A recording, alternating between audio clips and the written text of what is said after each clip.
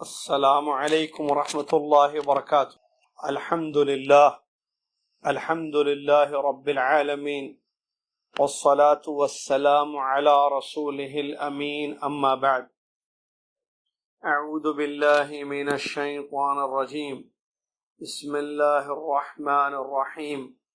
یا ایہا الذین آمنوا اتقوا اللہ حق تقاتہ ولا تموتن الا وانتم مسلمون۔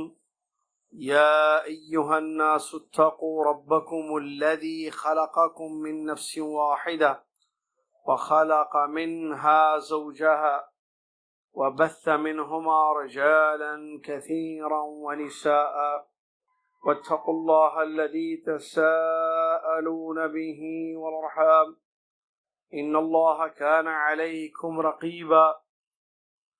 یا ایہا الذین آمنوا اتقوا اللہ وقولوا نبی امام الانبیاء محمد الرسول اللہ صلی اللہ علیہ وسلم کی ذات گرامی پر، جنہوں نے ہم تک اللہ کا دین پہنچایا اور ہر خیر کی طرف ہماری رہنمائی فرمائی، ہر شر سے ہمیں آگاہ کر دیا، ایک ایسا دین دے گئے جو روشن، واضح اور سمجھ میں آنے والا ہے۔ اللہم صلی علی محمد وعلی آل محمد کما صلیت علی ابراہیم وعلی آل ابراہیم انک حمید مجید۔ اللہم بارک علی محمد وعلی آل محمد کما بارکت علی ابراہیم وعلی آل ابراہیم انک حمید مجید۔ حمد و صلاۃ کے بعد آج ذوالقعدہ کی پہلی تاریخ 1441 ہجری مطابق 22 جون 2020 عیسوی، لائیو مکسلار پر آپ کی خدمت میں حدیث شریف کا درس، جو کہ مسجد عزیزیہ میں بعد نماز عشاء ہوا کرتا تھا لاک ڈاؤن سے پہلے، وہ پیش کیا جا رہا ہے۔ کتاب الزہد والرقائق کی حدیثیں ہم پڑھ رہے ہیں۔ آج ہمارے درمیان ایک نیا باب ہے کتاب الزہد کا، جس کے تحت مصنف یا علامہ امام مسلم رحمہ اللہ نے 2 حدیثیں نقل کی ہیں۔ باب الاحسان الی الارملۃ والمسکین والیتیم، باب اس بیان میں کہ بیواؤں اور مسکینوں اور یتیموں کے ساتھ حسن سلوک، اچھا برتاؤ، اچھا رویہ کرنا۔ 2 حدیثیں اس باب کے تحت ہے جو آج پڑھیں گے ہم انشاءاللہ۔ پہلی حدیث امام مسلم رحمۃ اللہ علیہ اپنی سند میں فرماتے ہیں، قال حدثنا عبداللہ بن مسلمۃ بن قعنب قال حدثنا مالک عن ثور بن زید عن ابی الغیث عن ابی ہریرہ رضی اللہ عنہ عن النبی صلی اللہ علیہ وسلم انہ قال الساعی علی الارملۃ والمسکین کالمجاہد فی سبیل اللہ واحسبہ قال وَكَالْقَائِمِ لَا يَفْطُرُ وَكَالصَّائِمِ لَا يُفْطِرُ۔ قال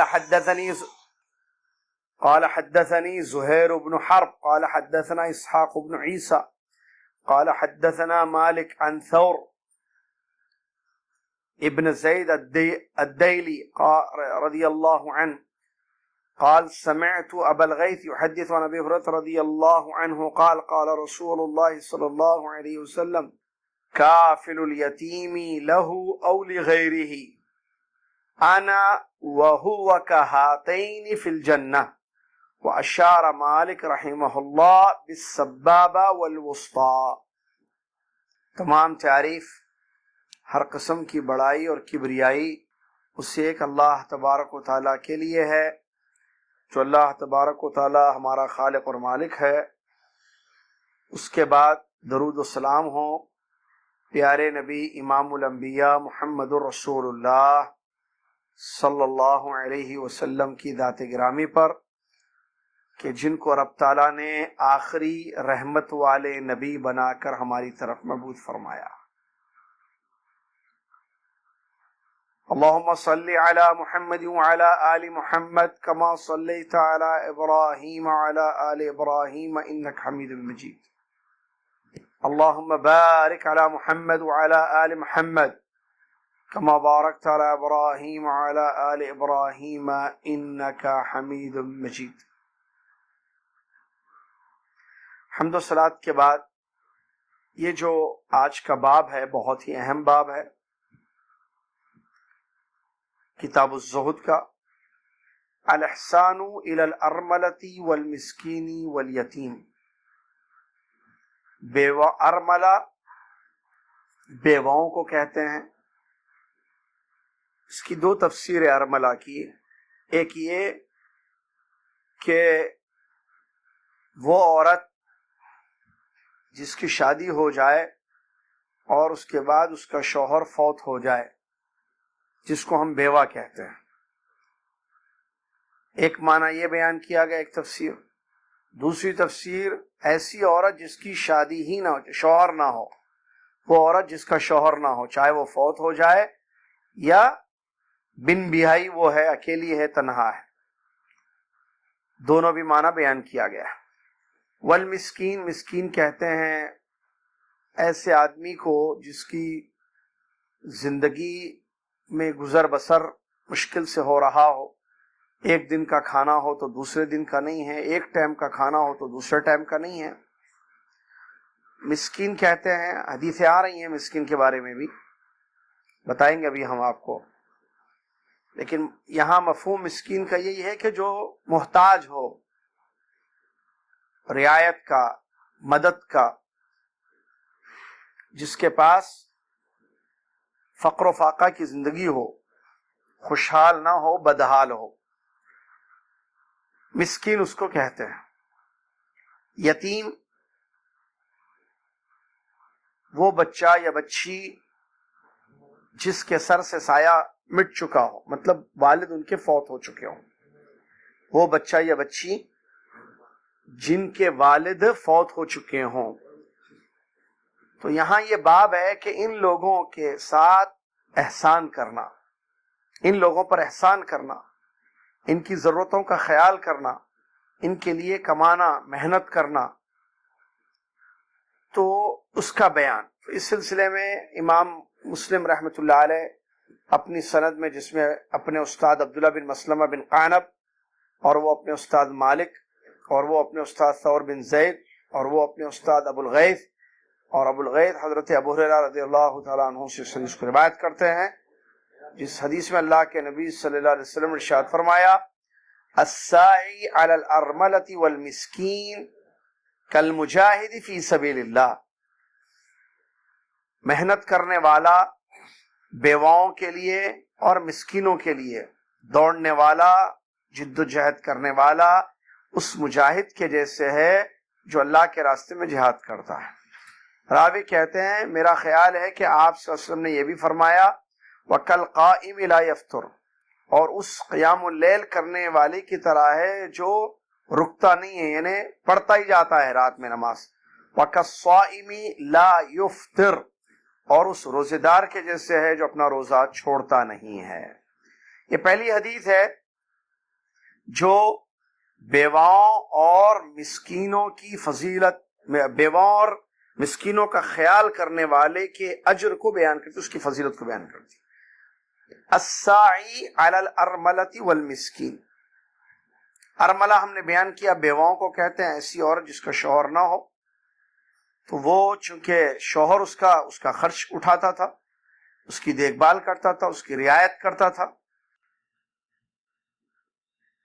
تو میں بتا رہا تھا حدیث آپ کو پیارے نبی صلی اللہ علیہ وسلم کی، مسکین وہ نہیں ہے، آپ نے فرمایا جس کو ایک کھجور یا دو کھجوریں لوٹا دیں، یا ایک لقمہ دو لقمہ لوٹا دیں، بلکہ مسکین تو وہ ہے جو اپنے آپ کو چھپاتا ہے، مانگتا نہیں ہے۔ مطلب اس حدیث شریف کا کہ مسکین وہ آدمی نہیں ہے جو جاتا ہے لوگوں کے پاس کھجور مانگتا ہے، کھانے کی چیز مانگتا ہے، لوگ اس کو دیتے ہیں، وہ لے کر آ جاتا ہے۔ ایک کھجور کا دانہ دیتے ہیں یا دو کھجور کا دانہ، یا ایک لقمہ دیتے ہیں یا دو لقمہ دیتے ہیں، یعنی گھومتا پھرتا رہتا ہے لوگوں کے پاس، گھروں میں جاتا ہے، لوگوں کے پاس جاتا ہے، لوگوں سے ملتا ہے، مانگتا ہے، وہ لوگ اس کو دے دیتے ہیں، وہ لیتا ہے، لوٹ جاتا ہے۔ مسکین وہ نہیں ہے، نبی صلی اللہ علیہ وسلم نے فرمایا مسکین وہ ہے الذی یتعفف، جو تعفف اختیار کرتا ہے، اپنے دامن کو بچاتا ہے، مطلب جو مانگتا نہیں ہے، ضرورت مند ہوتا ہے، کھانے کی ضرورت ہے، پینے کی ضرورت ہے اس کو، لیکن وہ مانگتا نہیں ہے بلکہ مانگنے سے اپنے آپ کو روک کے رکھتا ہے۔ دوسری حدیث دیکھیے اور وضاحت اس میں ہو رہی ہے، بخاری مسلم کی حدیث ہے، اللہ کے نبی صلی اللہ علیہ وسلم نے ارشاد فرمایا، مسکین وہ لیس المسکین الذی یطوف علی الناس ترده اللقمة واللقمتان والتمرة والتمرتان ولكن المسكين الذي لا يجد غنى يغنيه ولا يفطن به فيتصدق عليه ولا يقوم فيسأل الناس۔ دیکھیے غور کیجئے کیا فرمایا نبی صلی اللہ علیہ وسلم نے اس حدیث میں، مسکین وہ نہیں ہے جو لوگوں کے درمیان گھومتا رہے اور ایک دانہ کھجور یا دو دانہ کھجور لے کر لوٹ جائے، یا ایک لقمہ یا دو لقمہ لے کر لوٹ جائے، بلکہ ولیکن المسکین، مسکین تو حقیقت میں وہ انسان ہے کہ جس کے پاس اتنا کھانا نہیں ہے جو اس کو بے نیاز کر دے، جو اس کی ضرورت کو پوری کر دے، اور نہ اس کو پہچانا جاتا ہے کہ اس پر صدقہ دیا جائے، اس کو دیا جائے، لوگ اس کو نہیں پہچانتے ہیں کیونکہ مانگتا نہیں ہے، نہ گھومتا پھرتا ہے لوگوں کے درمیان گھروں میں۔ ولا یفتن لہ کا یہ مطلب ہے فیتصدق علیہ، ولا یقوم فیسأل الناس، نہ کھڑا ہوتا ہے لوگوں سے مانگنے کے لیے، بھائی اللہ کے نام پہ دے دو، میں بہت پریشان ہوں فلاں۔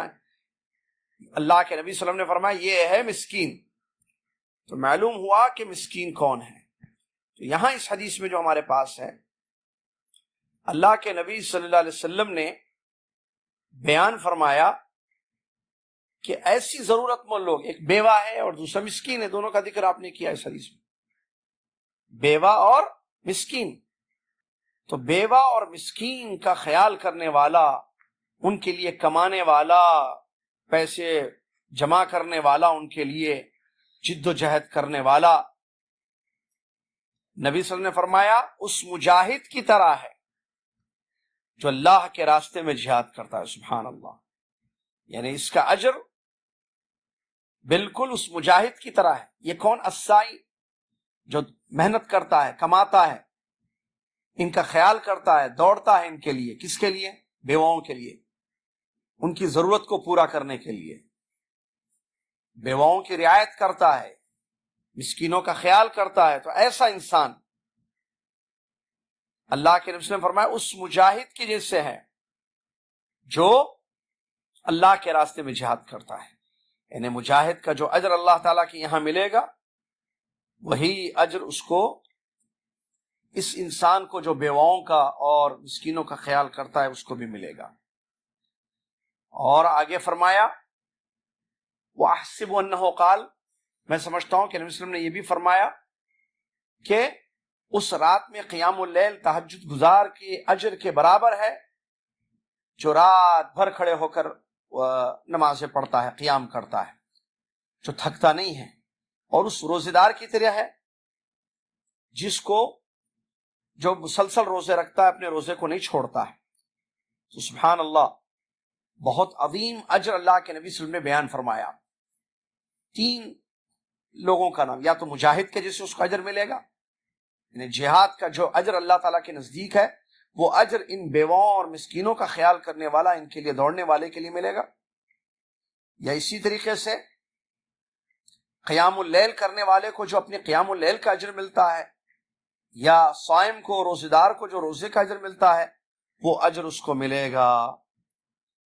اب اس حدیث کا کیا مطلب ہے؟ اس حدیث میں فضیلت آئی ہے۔ پہلی بات، بیواؤں اور مسکینوں کا خیال کرنا تاکہ ان کی ضرورتیں پوری ہوں۔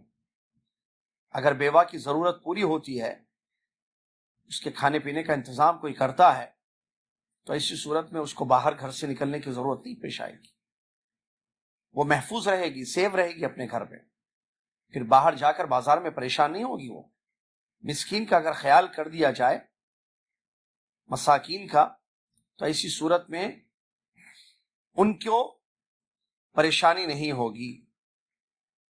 تو ان کی پریشانیوں کو دور کرنا، شریعت اسلامیہ نے اس پر ابھارا ہے، اس کی تعلیم دی ہے کہ انسان صرف اپنی ہی زندگی نہ گزارے، اپنی ہی فکر نہ کرے خود کی، کہ خود اچھا کھائے، اچھا پہنے، اچھا اوڑے، اور اپنی ضروریات کو پورا کرے، بلکہ معاشرے میں، سوسائٹی میں جو غریب لوگ ہیں، ضرورت مند، نیڈی پیپل ہیں، حاجت مند ہیں، جیسے بیوہ ہیں، مسکین ہیں، فقیر ہیں، یتیم ہیں، ان کا خیال کریں اور ان کی ضرورتوں کو پورا کرے۔ اس سے کیا ہوگا؟ اللہ راضی ہوگا، ان کی ضرورتیں پوری ہوں گی، معاشرے میں ہونے والے بہت سارے جرائم ختم ہو جائیں گے، بہت سارے گناہ ختم ہو جائیں گے، اور انسان کو اللہ کی نعمتوں کی قدر ہوگی کہ اللہ نے اس انسان کو جو اپنے لیے بھی کماتا ہے، بیواؤں کے لیے بھی کما رہا ہے، اپنے خود کے لیے بھی محنت کر رہا ہے، بیوہ اور مسکینوں کے لیے بھی محنت کر رہا ہے، تو اس کو نعمت کی قدر ہوگی جو اللہ تعالیٰ نے اس کو نعمت سے نوازا ہے، کہ اس کو ان سے بہتر حالت میں رکھا ہے، تو اس طریقے سے شکر گزاری آئے گی، پھر وہ شاکر بن کر اللہ کا شاکر بندہ بن کر زندگی گزارے گا۔ یہ مطلب ہے اس کا فضیلت۔ دوسری بات، امام ابن بطال رحمۃ اللہ علیہ نے اس حدیث کی شرح میں یہ بات بیان فرمائی ہے، بہت اچھی بات بیان فرماتے ہیں، کہتے ہیں اگر کوئی انسان اللہ کے راستے میں جہاد کرنے سے عاجز ہو، اپنی کمزوری کی بنیاد پر نہ کر سکے جہاد، وعن قیام اللیل و صیام النہار، نہ قیام اللیل کر پا رہا ہے، وہ اس کی اپنی مجبوری ہے، یا مجبوری نہیں کہ نہ عاجز ہو اس چیز سے، نہ کر پائے، یعنی تہجد بھی نہیں اس سے پڑھی جا رہی ہے، نہ اللہ کے راستے میں لڑتا ہے، نہ روزے رکھتا ہے وہ، تو اس کو چاہیے کہ وہ اس حدیث پر عمل کرے۔ کس حدیث پر؟ یہ جو ابھی حدیث ہم نے پڑھی، بیواؤں کا خیال کرے، ان کی ضرورتوں کو پوری کرے، مسکینوں کا خیال کرے، تو کیا ہوگا؟ اللہ تعالیٰ قیامت کے دن مجاہدین کی صف میں ان کو کھڑا کر دے گا۔ حالانکہ ایک قدم اس نے اپنے گھر سے باہر نہیں نکالا جہاد کے لیے، لیکن اور ایک درہم بھی اس نے خرچ نہیں کیا، نہ دشمن سے ملاقات ہوئی، اور نہ یہ تہجد پڑھا، نہ اس نے جو ہے روزہ رکھا، لیکن ان کا درجہ یہ ضرور پائے گا، اس اجر کو ضرور حاصل کرے گا جو ان لوگوں کو اللہ تعالیٰ کے یہاں ملے گا۔ لہذا مومن کوشش کرے کہ اس حدیث پر وہ عمل کرے، تو اس میں جو ہے بغیر کسی زیادہ محنت کے یہ عظیم اجر اللہ تعالیٰ کے یہاں وہ پا سکتا ہے، اور یہ اللہ کا فضل ہے۔ اگر کوئی پوچھے کہ بھئی وہ اجر اس کو کیسے مل رہا ہے اس حدیث میں جو بیان کیا گیا، تو کہتے ہیں ابن بطال رحمہ اللہ، ذالک فضل اللہ یؤتیہ من یشاء، یہ اللہ کا فضل ہے، اللہ تبارک و تعالیٰ جس چیز کو چاہے، جس انسان کو چاہے عطا کرے۔ اسی طریقے سے انسان کو چاہیے کہ انسان اس قسم کے جو خیر کے ابواب ہیں، خیر کے راستے ہیں، نیکیاں اور اجر کمانے کا راستہ ہے، اس راستے پر عمل کرے اور اللہ تعالیٰ کے یہاں عظیم اجر کو پائے۔ اسی طریقے سے علامہ حافظ ابن حجر رحمۃ اللہ علیہ فتح الباری میں جو اس حدیث کی تشریح میں لکھتے ہیں، یہاں جو بات بیان کی گئی ہے اس حدیث میں، یہ نبی علیہ السلام نے بیان فرمایا سوائے مسجد حرام کے، کیونکہ وہاں کی ایک نماز 1,00,000 کے برابر ہے۔ تو اب کیا اس کا یہ مطلب ہے کہ آدمی جو ہے فرض نماز چھوڑ دے، 1,000 کاؤنٹ کر لے کہ مسجد نبوی میں جائے اور ایک دن جا کر جو ہے 5 نمازیں پڑھ لے مسجد نبوی میں، تو 5 کا کتنا اجر ہوگا؟ 5,000 کے برابر۔ تو گویا کہ 5,000 نمازیں پڑھنے کی ضرورت نہیں ہے اس کو، یعنی 5,000 میں سے 5,000 میں دیکھیں 1,000 فجر چھوڑ دے، 1,000 ظہر چھوڑ دے، 1,000 عصر، 1,000 مغرب، 1,000 عشاء چھوڑ دے، اور یہ کہے کہ نہیں میں نے تو فجر، ظہر، عصر، مغرب، عشاء مسجد نبوی میں پڑھ لی ہے، تو میری ایک فجر جو میں نے پڑھی ہے تو 1,000 کے برابر اجر ہے، تو پھر میں 1,000 فجر چھوڑ دوں گا۔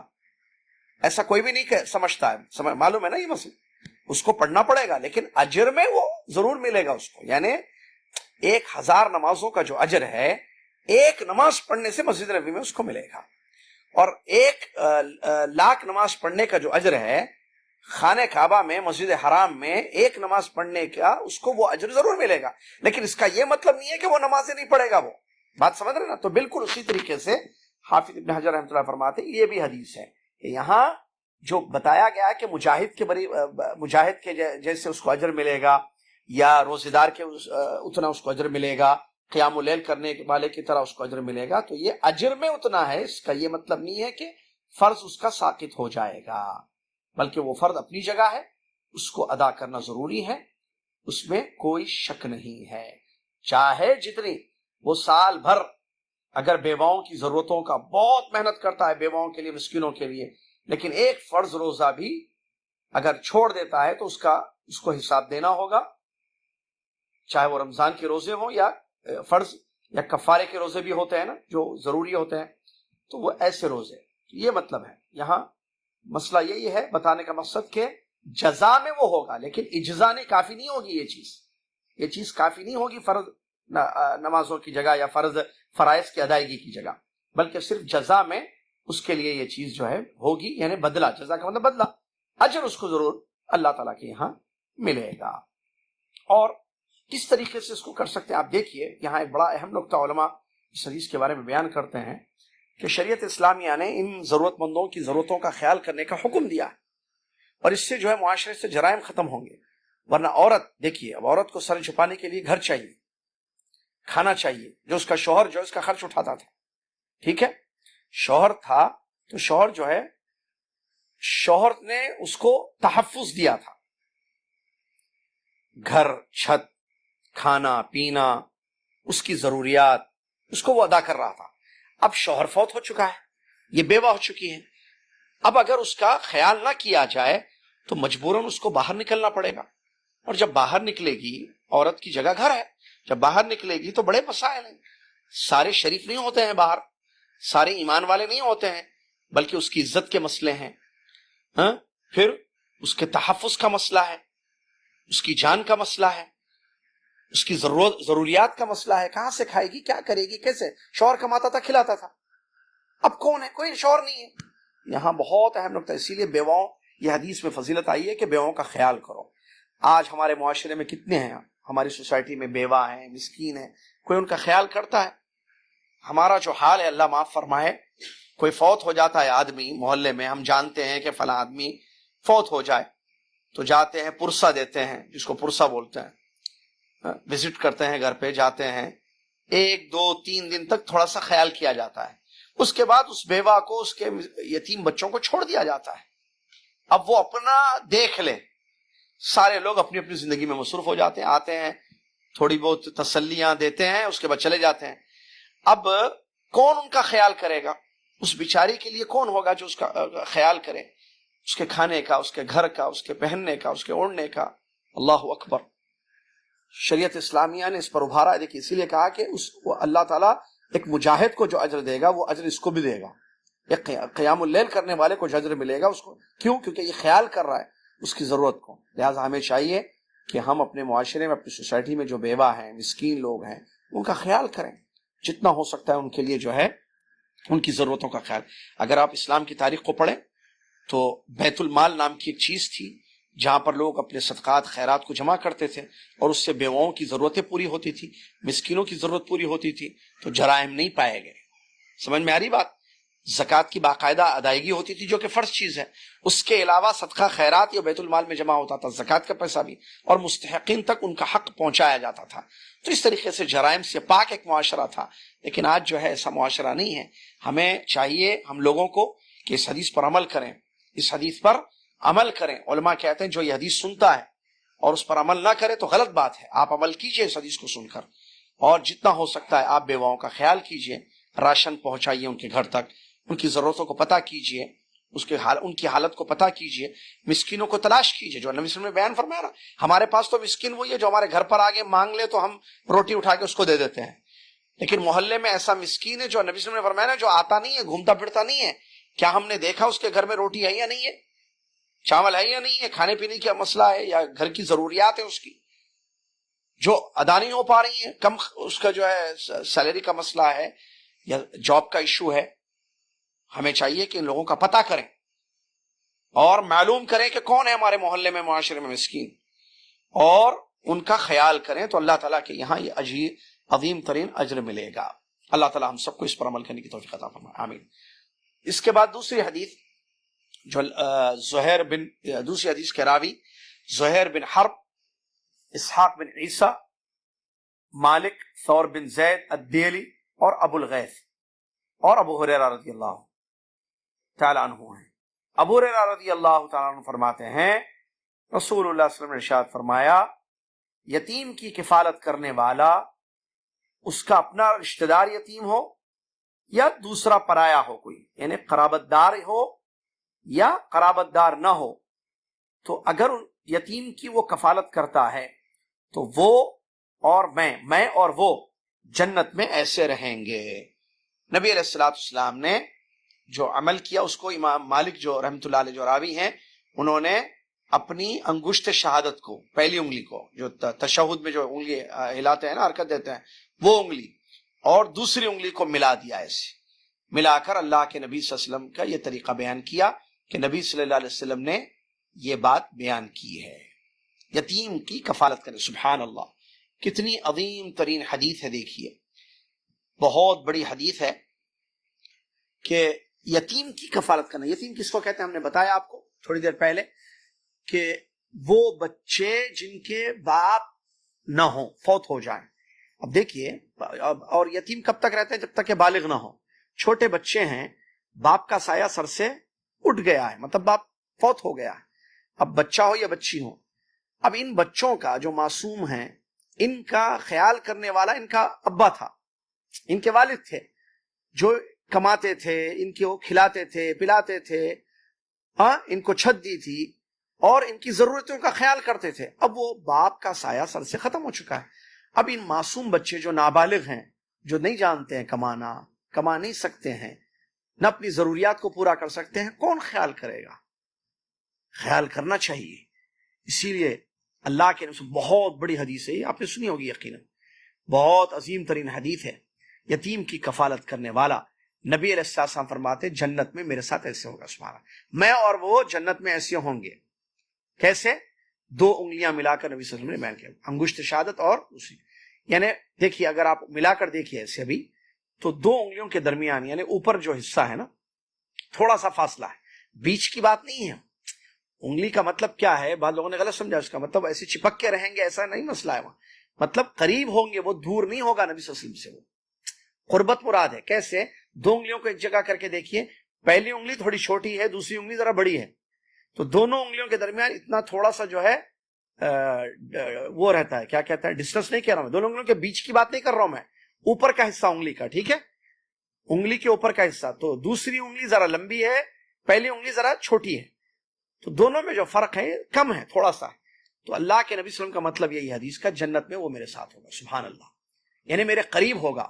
ایک تو جنت، پھر جنت میں نبی صلی اللہ علیہ وسلم کا قرب، اللہ اکبر۔ علامہ ابن بطال رحمۃ اللہ علیہ بیان فرماتے ہیں جس انسان نے اس حدیث کو سنا اس کو چاہیے کہ وہ اس حدیث پر ضرور عمل کرے۔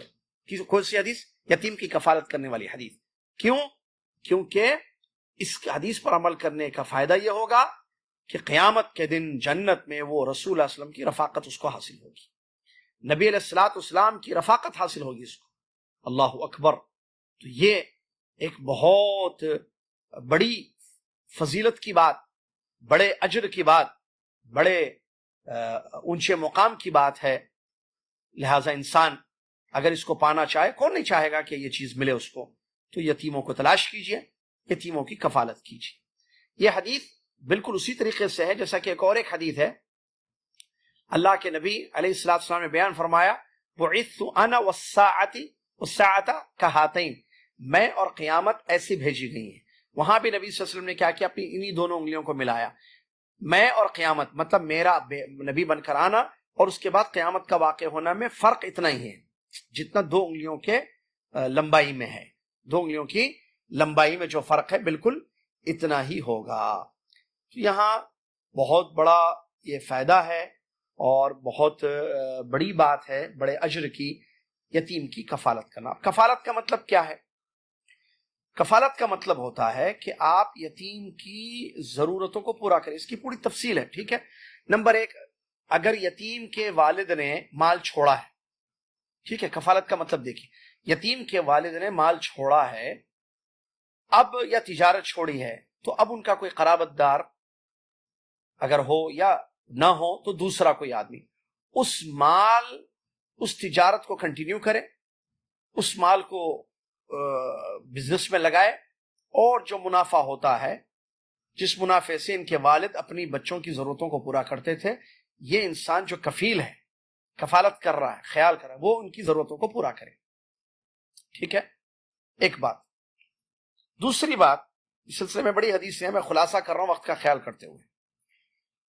اگر جو انسان کفالت کر رہا ہے یتیم کا، وہ غریب ہے، ضرورت مند ہے، اور اس کو درد ہے ان یتیموں کا، ٹھیک ہے، اور وہ خیال کر رہا ہے، تو کیا یتیم کے پیسے میں سے، جو یتیم کے پیسے جو اس کے والد نے چھوڑے ہوئے ہیں، کیا اس میں سے وہ اپنی ضرورت کو بھی پورا کر سکتا ہے؟ اس سلسلے میں حدیثیں موجود ہیں، اور اب حضرت عمر بن خطاب کے واقعات بھی موجود ہیں.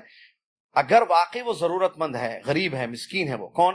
کفالت کرنے والا ضرورت مند ہے، تو وہ اپنی ضرورت کو اس پیسوں سے پورا کر سکتا ہے، بشرطے کہ یتیموں کا خیال اس میں ہو. ایسا نہ ہو کہ خود کھا لے اور یتیم بھوکا رہ جائے، ایسا نہیں ہونا. وہ خود بھی کھائے، یتیم کو بھی کھلائے. اچھا، جو مال ہے یتیم کا، یتیم کے مال کھانا حرام ہے، جائز نہیں. اس سلسلے میں بڑی سخت وعیدیں آئی ہیں. اس سلسلے میں ایک حدیث آپ کو سناؤں جو آپ نے یقیناً سنی ہوگی، کہ اللہ کے رسول نے فرمایا 7 ہلاک کرنے والے گناہوں سے بچو. 7 ہلاک کرنے والے گناہوں سے اپنے آپ کو بچاؤ. صحابہ نے فرمایا وہ کیا ہیں؟ تو نبی علیہ السلام نے ان 7 ہلاک کرنے والے، جو برباد کر دینے والے گناہ ہیں، ان کا ذکر کیا. ان میں سے ایک اکل مال الیتیم الا بالحق، یا بالباطل، باطل طریقے سے یتیم کا مال کھانا. یتیم کا مال کھانے پر وعید آئی ہے، دیکھیے سبحان اللہ. تو باطل طریقے سے یعنی ناجائز طریقے سے کھاتا ہے.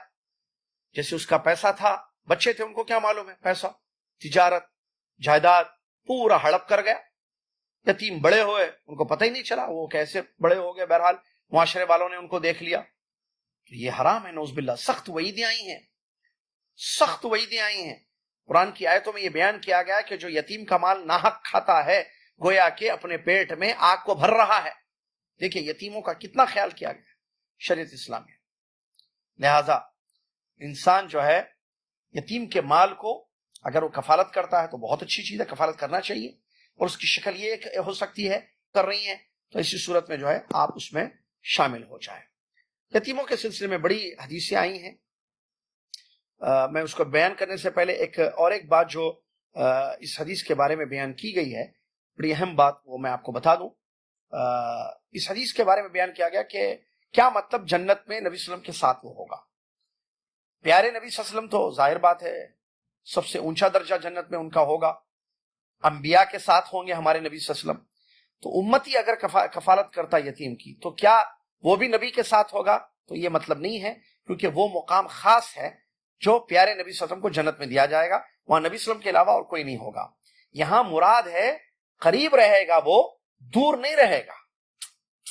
مراد یہاں قریب ہے. جس طریقے سے یہ انگلی 2 انگلی کے درمیان فاصلہ کم ہے، تو ویسے ہی کفالت کرنے والا اور نبی صلی اللہ علیہ وسلم کے درمیان فاصلہ دور نہیں ہوگا، وہ قرب مراد ہے. یہ نہیں کہ بالکل نبی صلی اللہ علیہ وسلم جس مقام پر ہوں گے جنت میں اسی مقام پر ہوگا، یہ مطلب نہیں ہے، بلکہ قرب مراد ہے، قریبی ہوگی، دوری نہیں ہوگی. ایک مطلب. دوسرا بھی ایک بہت اہم معنی بیان کیا علماء نے ایک حدیث کے سامنے رکھتے ہوئے، کہ یہ ہو سکتا ہے، اس حدیث کا مطلب یہ بھی کہ وہ جنت میں نبی صلی اللہ علیہ وسلم سب سے پہلے جائیں گے، تو نبی صلی اللہ علیہ وسلم کے فوری نبی صلی اللہ علیہ وسلم کے ساتھ جو ہے یتیم کی کفالت کرنے والے بھی جائیں گے. یتیم کی کفالت کرنے والے بھی نبی صلی اللہ علیہ وسلم کے پیچھے ہی جنت میں داخل ہوں گے، کیونکہ سب سے پہلے جنت میں نبی صلی اللہ علیہ وسلم جائیں گے اور آپ کے لیے دروازہ. اور یہ اس لیے بھی بیان کیا گیا کیونکہ ایک صحیح حدیث آئی ہے. اس سلسلے میں ایک صحیح حدیث آئی ہے، یاد رکھیے اس حدیث کو.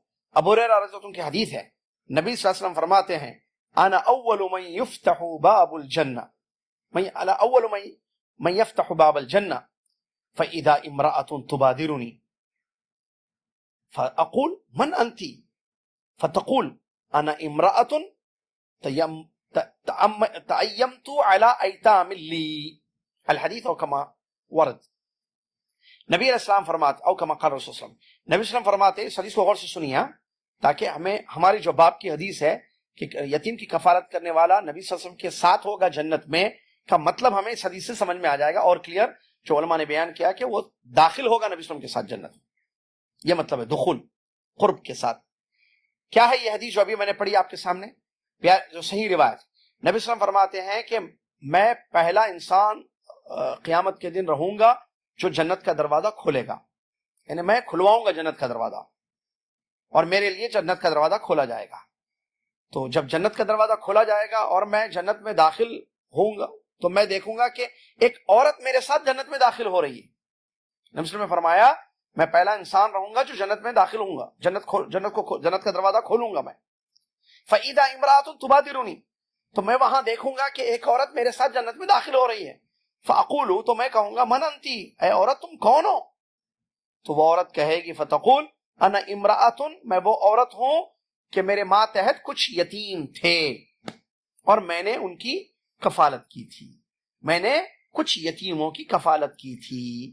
یہ حدیث ہے، صحیح حدیث ہے، اس کے راوی صحیح ہے، لہٰذا اس حدیث سے یہ بات معلوم ہوئی کہ جنت میں یتیم کی کفالت کرنے والے رہیں گے کا مطلب داخل ہوں گے۔ اچھا، یہ داخل کے جو اس حدیث میں لفظ آیا ہے اس کا بھی دو معنی علماء نے بیان کیا۔ جو عورت کو نبی صلی اللہ علیہ وسلم نے دیکھیں گے نا قیامت کے دن کہ جنت میں جب جا رہے ہیں تو ایک عورت بھی ساتھ میں جا رہی ہوگی، نبی صلی اللہ علیہ وسلم پوچھیں گے کہ کون ہو تم؟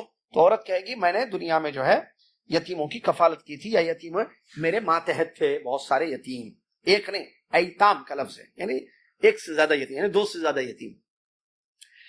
تو اس حدیث کا بھی دو مطلب علماء نے بیان کیا۔ ایک تو یہ کہ وہ عورت نبی صلی اللہ علیہ وسلم کے ساتھ جنت میں داخل ہوگی جس نے کفالت کی تھی دنیا میں یتیموں کی، یا نبی صلی اللہ علیہ وسلم کے پیچھے جائے گی، اور یہی راجح قول ہے علماء نے۔ نبی صلی اللہ علیہ وسلم پہلے آگے بڑھیں گے اور پیچھے جو ہے نبی صلی اللہ علیہ وسلم کے وہ عورت داخل ہوگی جس نے دنیا میں یتیموں کا خیال کیا تھا اور یتیموں کی کفالت کی تھی۔ سبحان اللہ، بہت عظیم ترین فضیلت ہے، اس میں کوئی شک نہیں۔ آئیے، اور یہی اس سے مطلب واضح ہو گیا، معلوم ہو گیا کہ یتیم کی کفالت کرنے والا جنت میں نبی صلی اللہ علیہ وسلم کے ساتھ ایسے ہوگا جیسے دو انگلیاں ملا کر آپ نے جو بیان فرمایا، اس کا مطلب کہ مراد یہ ہو، غالب گمان یہی ہے کہ مراد وہی ہوگا کہ جنت میں وہ نبی صلی اللہ علیہ وسلم کے پیچھے داخل ہوں گے۔ یتیموں کے سلسلے میں بہت ساری حدیثیں آئی ہیں، میں نے چند حدیثیں آپ کو سنانے کے لیے جمع کی ہیں، سنیے۔ ایک حدیث تو میں نے سنا دی، اللہ کے نبی صلی اللہ علیہ وسلم نے فرمایا 7 ہلاک کرنے والے گناہوں سے بچو۔ صحابہ نے عرض کیا کہ وہ کیا ہیں اللہ کے رسول؟ آپ نے فرمایا اللہ کے ساتھ شرک کرنا 1، جادو 2، اور کسی جان کو قتل کرنا جن کے قتل کو اللہ نے حرام قرار دیا ہے، ناحق قتل کرنا 3، سود کھانا 4، یتیم کا مال کھانا، اور قیامت کے دن جنگ کی حالت میں بزدلی کا اظہار کرتے ہوئے اپنے منہ کو پھیر کر میدان جنگ سے بھاگ جانا، اور پاک دامن نیک مومن عورت پر برائی کا الزام لگانا۔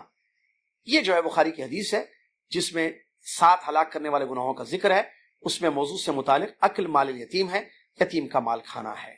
اسی طریقے سے ایک حدیث ہے، بہت اہم حدیث ہے، سنیے۔ ایک وہ بھی صحیح حدیث ہے جو امام منذری رحمۃ اللہ علیہ نے نقل کیا ہے، اور الترغیب و ترہیب میں وہ روایت صحیح سند سے موجود ہے۔ کیا ہے یہ حدیث؟ ایک آدمی اللہ کے رسول کے پاس آیا اور آ کر اس نے اپنے قسوت قلب کی شکایت کی، مطلب میرا دل بہت سخت ہے، نرم نہیں ہے، غصہ بہت آتا ہے مجھے، میرا دل بہت سخت ہو گیا اللہ کے رسول، میں کیا کروں؟ تو اللہ کے نبی صلی اللہ علیہ وسلم نے بیان فرمایا امسح راس الیتیم، تم کسی یتیم کے سر پر ہاتھ پھیرو، وَأَطْعِمِ الْمِسْكِينَ، اور کسی مسکین کو کھانا کھلاؤ۔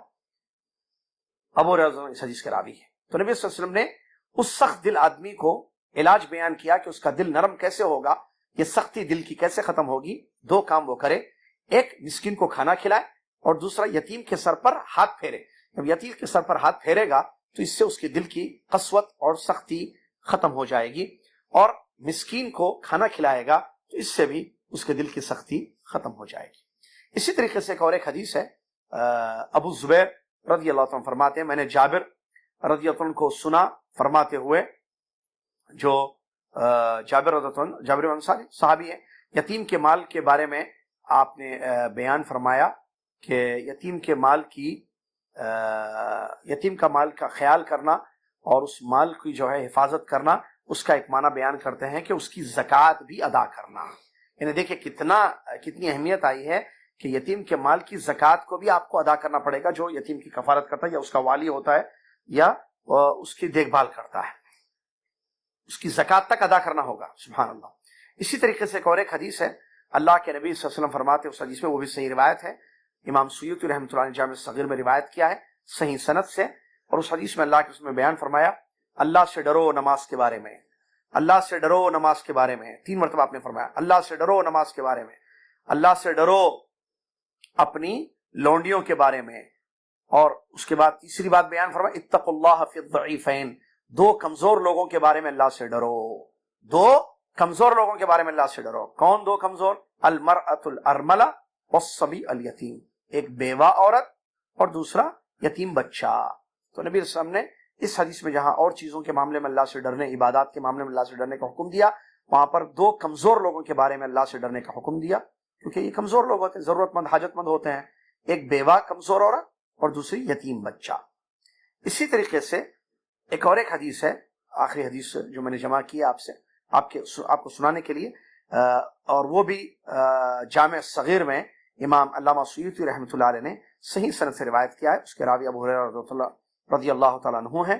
اللہ کے نبی صلی اللہ علیہ وسلم فرماتے ہیں خیر بیت فی المسلمین بیت فیہ یتیم یحسن الیہ وشر بیت فی المسلمین بیت فیہ یتیم یساء الیہ انا وکافل الیتیم فی الجنۃ ہکذا الحدیث او کما قال رسول اللہ صلی اللہ علیہ وسلم۔